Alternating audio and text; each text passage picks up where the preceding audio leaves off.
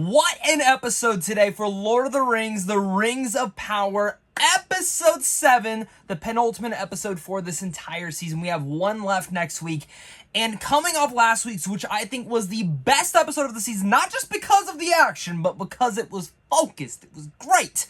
And I know there's a lot of people out there already tweeting, putting in the comments, Zach, you're a fucking idiot. The show sucks. It's terrible. And that's okay. If you don't like the show, that's okay. But understand that, I am, really invested in this show, and I am not huge into Tolkien. I've read the books, but I'm not fully vested in the lore. I understand your issues, and I understand if you're just not digging this fantasy show, but for some reason, this show is very much clicking for me, and I'm so happy to be talking about this show, because the first two episodes I thought were incredible. I really loved it. Episodes 3 and 4... were good. They were good, but they started to slow down the pacing a bit. 5 got a little bit better. 6 really added in a lot of dynamics, and I was worried that this episode in particular was going to slow back the roll again and take its time, but no. What it does is it establishes and comes off the terrible, burning ending of last week's episode, showing where all of our characters are, but then addressing it all, and by the very end, establishing new threats and new things that us fans have been waiting for. And they're finally coming. So I'm really excited to talk about Lord of the Rings. If you are new here and you love talking Lord of the Rings, or just in general are a geek like me, make sure to hit that like and subscribe button, as well as comment down below your guys' thoughts. Again, I want to hear yours. If you hate the show, if you like it, let's talk about it down below, because that's what this review is for. I just like because I believe that film and TV is subjective. So if you disagree with me, that is okay. I can't emphasize that enough. So without further ado, I do want to talk about the big two things at the end of this episode, because those are the things that I just saw, literally just finished the episode. So first off, one of the biggest elements that happen in here is we see the Balrog, which takes away from one of the theories that a lot of people said, that the stranger was going to be the Balrog, because we obviously saw it from one of the trailers. That seems not to be it. I thought there was some good theories to that, but I'm starting to come more to the part that I think the stranger is going to be Gandalf, or at least one of those wizards per se, which again, I don't know how the lore works, so maybe that doesn't, but a lot of you guys are coming out to good theories, and I'm thinking that's what it's coming out to be. As well, so we still don't know who Sauron is. Who is this person in the dark? Who is this red herring? I don't think we're going to find out this season. But if it ends at the end of this season and we get that big reveal, that's going to be pretty cool leading into the season 2.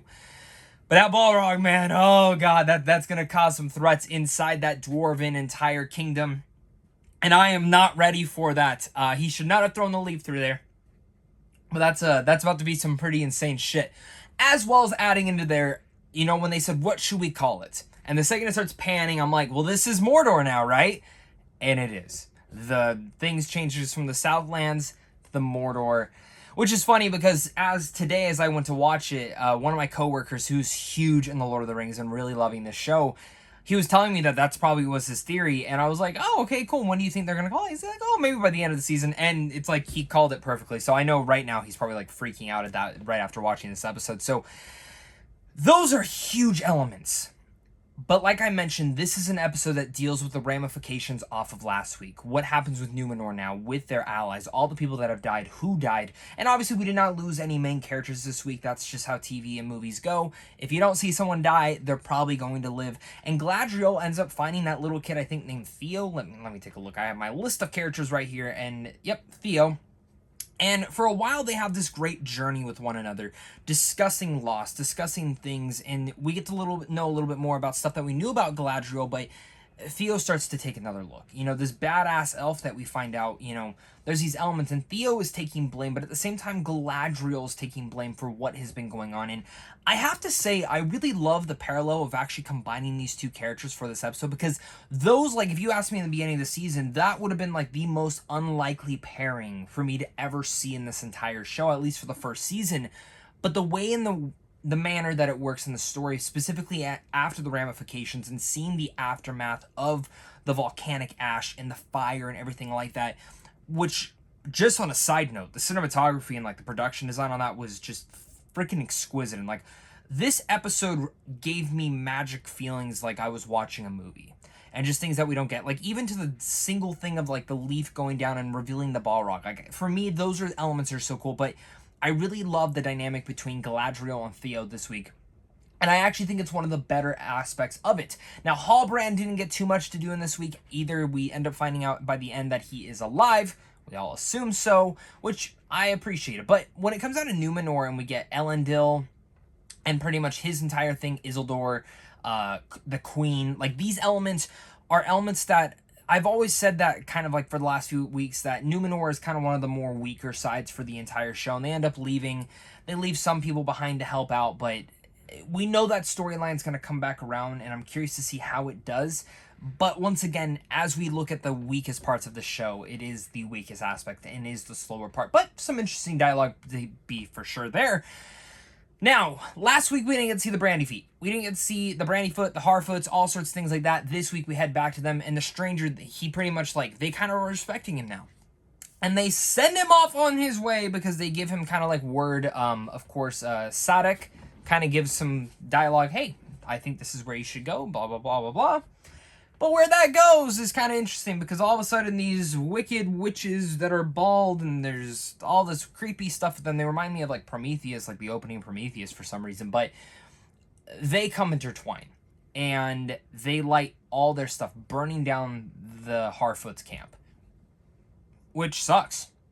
And really burned a lot. And to see how the Harfoots really react to this, I think was heartbreaking. And this is the storyline that I actually wasn't that interested in when they had announced the Lord of the Rings show, and I just truly like did not care.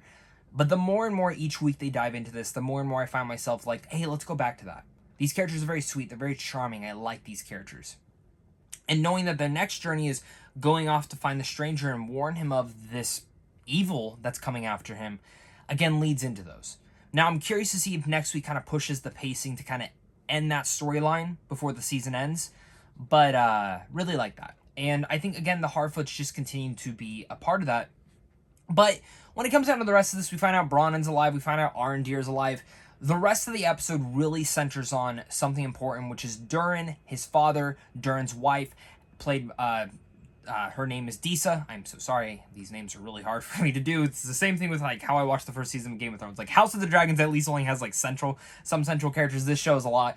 But of course it's Disa, Durin, his father, and Elrond. Elrond is like pretty much after the end of last week, Durin's like, we got to convince my father. His father is not taking it. But Durin has a lot of emotional weight in here, specifically in the stuff that he discusses with his wife. And Disa, the lady who plays Disa, is really incredible in the performance that she's able to give in here. And I, again, relate to that. These are my favorite characters in the entire show. This relationship with the dwarves and elves here, I really love the dynamic and the friendship between Elrond and Durin. And how Durin wants to do the best of what he thinks best. And Elrond isn't trying to use him. He's truly believing that this is the only way to save the elves. And Durin's father living so far in the past, and Disa kind of being the nice little middle stone to this all. And the performances, the dialogue, the relationship aspects are really great. And Durin kind of blowing up on his father is really important because even Durin he sees what this stone can do. And I think for me, every time it went back to them, I was so fully invested. And I think this is an episode that I've been waiting for where I would say 85% of this episode is character driven. Well, yes, there's some fancy, fun things that happen throughout here, but in general, the show has been a lot of build-up, mythology, world, landscaping, where are we at, who is who, but never really diving into these characters all too much. Like, sometimes they do, but not fully. This is the first episode where I really feel like after last week's big aftermath battle, this is the episode we needed where they finally settle down and touch on each and every character in a way that I was really respecting. And again, I fully was invested in. So shout out to that. Shout out to the crew. I was very impressed with that. And I think the Lord of the Rings of Power continue to show why I really dig this show. It's my cup of tea. And after the last 2 weeks, this is the show that I cannot wait to see the finale for the show. I can't wait for season 2. And if you're hating the show, that's completely okay. Leave your thoughts down below, guys. Hit that like and subscribe button. Thank you so much again for watching this. And of course, until next time, stay classy.